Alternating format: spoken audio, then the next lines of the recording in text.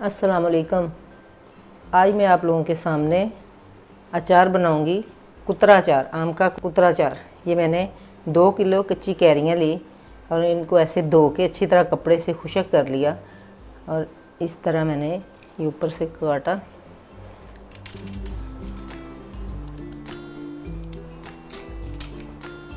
और इस तरह ये सारा गुठली के ऊपर से ये छोटा छोटा उतार लेना है।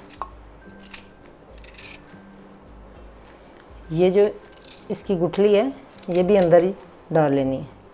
अगर आप डालना पसंद करती हैं तो डाल लें, वरना ये अच्छी तरह साफ़ करके फेंक भी सकती हैं। ये बिल्कुल ऐसे बारीक बारीक काटना है। ये छोटे छोटे पीसेस जो होते हैं चावलों के साथ, रोटी के साथ बहुत ही अच्छे लगते हैं, क्योंकि बड़े पीस जो हैं वो कोई लेना नहीं पसंद करता। इसे आम का कुतरा अचार कहते हैं। सारी कैरियों को मैंने इस तरह काट लिया बारीक बारीक। और अब मैं इसके अंदर ये 2-3 भर के ये चम्मच नमक डाल रही हूँ। ये देखें, ये मैंने सालन वाला चम्मच लिया है।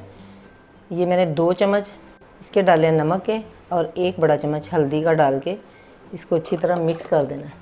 ये आप खाने वाला चम्मच ना समझें, ये सालन वाला चम्मच लिया मैंने, ये वाला। ये देखें, ऐसे अच्छी तरह मिक्स करना है। एक एक कतली के ऊपर सारी हल्दी और नमक लगना चाहिए। सारी कतलियों को नमक और हल्दी बहुत ही अच्छी तरह लग गया। अब मैं इसे कवर करके रख दूँगी। जब ये पानी छोड़ देंगी तो इसका पानी रिमूव करके फिर मैं दोबारा इन्हें नमक और हल्दी लगाऊंगी। जब तक ये पानी इनमें से निकलना बंद नहीं होगा तब तक मैं इन्हें ऐसे ही कवर करके रखती रहूँगी। ये प्रोसेस 2 से 3 मरतबा करना है। ये मैंने हल्दी और नमक लगा के आम की कतलियों को रखा हुआ था और सुबह मैंने इसका ये पानी रिमूव कर दिया। ये देखिए कितना पानी निकला है। पूरी रात मैंने इसे नमक और हल्दी लगा के रखा हुआ था।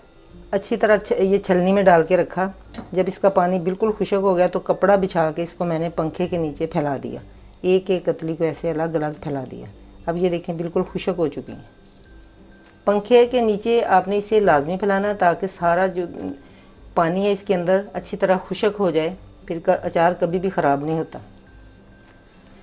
अब मैं बताती हूँ कि इसके मसाले कैसे तैयार करने हैं। ये मैंने 3 बड़े चम्मच सौंफ के लिए हैं और ये मैंने चूल्हा ऑन किया हुआ है।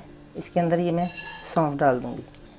ये 2 चम्मच मेथी दाना, 2 चम्मच ज़ीरा, आधा चम्मच राई, पीली राई और 1 बड़ा चम्मच कलौंजी।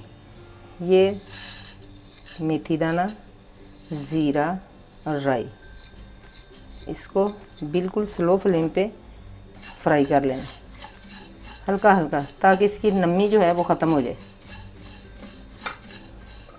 ज़्यादा फ्राई नहीं करना, सिर्फ नमी ख़त्म करनी है, क्योंकि पीसने में फिर आसानी रहती है। मसाले हमारे ये देखें हल्के से फ्राई हो चुके हैं। अब मैंने फ्लेम को बंद कर दिया है। अब मैं इसे एक बर्तन में निकालने लगी हूँ सारे मसालों को। जब ये ठंडा हो जाएंगे तो फिर मैं इसे दादड़ सा कूट लूँगी। अब ये जो कलौंजी है इसे ऐसे ही गरम कढ़ाई में डालना है, चूल्हा नहीं ऑन करना, बस ऐसे ही हल्का सा फ्राई कर लेना। ये देखिए मसाले सारे हो चुके हैं। जैसे ये ठंडे होते हैं मैं इन्हें ग्राइंड करूँगी। ये इस तरह का मसाला पीसना है। ये देखिए मोटा मोटा मैंने दादड़ किया है। ये अब खुशक ये जो कतली हैं इनके अंदर जाएगा। ये 2 चम्मच दादड़ मिर्चें, 1 बड़ा चम्मच पिसी हुई मिर्चें। ये थोड़ा सा नमक डाल रही हूँ क्योंकि नमक इसके अंदर पहले ही ऑलरेडी डाला हुआ मैंने। ये 1 चम्मच सौंफ, 1 चम्मच कलौंजी और 1 चम्मच मेथरे, इनको मैंने ऐसे साबुत रखा है। वो कुटा हुआ है, ये साबुत है ऐसे। 1 पोथी लहसुन की लेके इसको मैंने मोटा मोटा कूट लिया। ये देखें ऐसे, ये दादड़ किया हुआ है, ज़्यादा बारीक नहीं करना। ये तेल लिया मैंने सरसों का तेल। इसका तरीका मैंने आपको पहले भी बताया था कि कैसे बॉईल करना और ठंडा करना है, वो दूसरी तरह का था। इसका लिंक आपको नीचे मिल जाएगा। अभी ये मैं इतना सा इसके अंदर 1 प्याली डाल रही हूँ। तेल लेके इसको गर्म करना है और फिर ठंडा करना है। ठंडा करने के बाद फिर अचार में डालना है। ये आप बड़ी कतलियाँ भी डाल सकती हैं, जैसे आम की बड़ी बड़ी कतलियाँ डालते हैं वो भी इसी तरीके से डालते हैं। लेकिन ये चावलों के साथ छोटे पीसेस जो होते हैं रोटी के साथ बहुत अच्छे लगते हैं।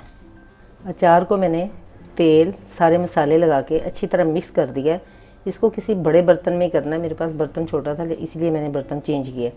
अब मैं इसे 1 दिन के लिए ऐसे ही रखूँगी, फिर इसे मर्तबान में डालेंगे किसी एयरटाइट जार। बिल्कुल बर्तन खुश्क होना चाहिए, ज़रा भी उसको पानी नहीं लगना चाहिए, वरना अचार आपका ख़राब हो जाएगा। कोई धूप नहीं लगवानी, कोई कुछ नहीं है। बस अब मैं बकाया जो तेल है इसको बाद में डालूँगी, इसके ऊपर 1 दिन के बाद। तेल जो है जब मैं इसे मर्तबान में डालूँगी तो फिर मैं इतना तेल डालूँगी कि सारा अचार अंदर डिप हो जाए। मसाला लगे अचार को 1 दिन हो चुका है। अब मैं इसके अंदर आपकी आसानी के लिए, आपको बताने के लिए ये तेल डाल रही हूँ। मैंने सोचा शायद कि आपको समझ ना आए, इसलिए मैंने ये रोक लिया था और अब ये डाल रही हूँ। ये देखें, ऐसे अचार के अंदर तेल ऊपर आना चाहिए, बिल्कुल सारा अचार नीचे डिप होना चाहिए, फिर कभी भी फंगस नहीं लगता। अब आप इसे सेव कर लें, किसी मर्तबान में डाल के रख लें, जौन सा बर्तन आपके पास मुयस्सर है उसमें डाल लें, तो ये कभी भी ख़राब नहीं होगा, साल भर तक चल सकता है। कुतरा अचार हमारा बिल्कुल तैयार हो चुका है। आप भी मेरे तरीके से बनाकर देखें और आप इसी तरह बनाने की कोशिश करें। ये बहुत ईजी है, कोई मुश्किल नहीं है। फिर मिलेंगे एक नई रेसिपी के साथ। अल्लाह हाफ़िज़।